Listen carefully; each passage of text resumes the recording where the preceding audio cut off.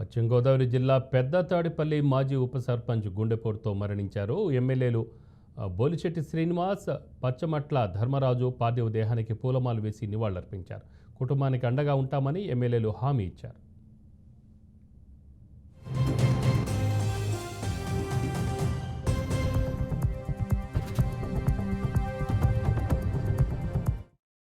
చందు గారు మరి ఆకస్మికంగా మరణించడం అనేది తెలుగుదేశం పార్టీకి అలాగే కూటమికి కూడా తీరని లోటు అని చెప్పక తప్పదు.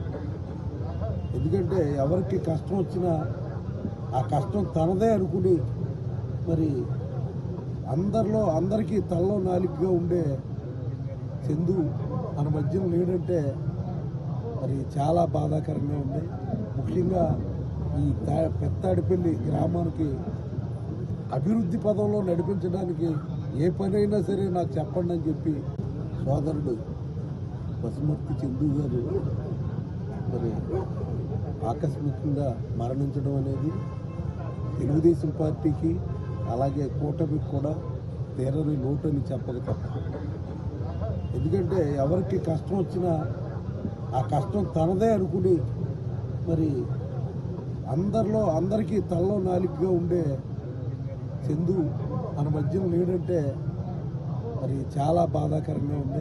ముఖ్యంగా ఈ పెత్తాడిపల్లి గ్రామానికి అభివృద్ధి పదంలో నడిపించడానికి ఏ పనైనా సరే నాకు చెప్పండి అని చెప్పి మరి ఆ అభివృద్ధికి కృషి చేసిన వ్యక్తి.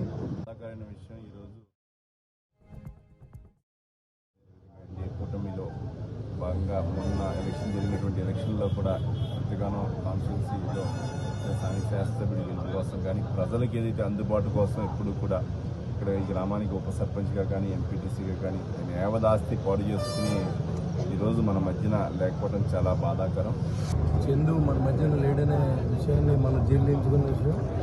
ఎందుకంటే తలలో నాలుగులాగా ఈ మండలానికి నాయకుడు, ఈ కాన్స్టిట్యున్సీకి ఒక నాయకుడు మరి చందు. ఏమి ఆశించుకుంటాం.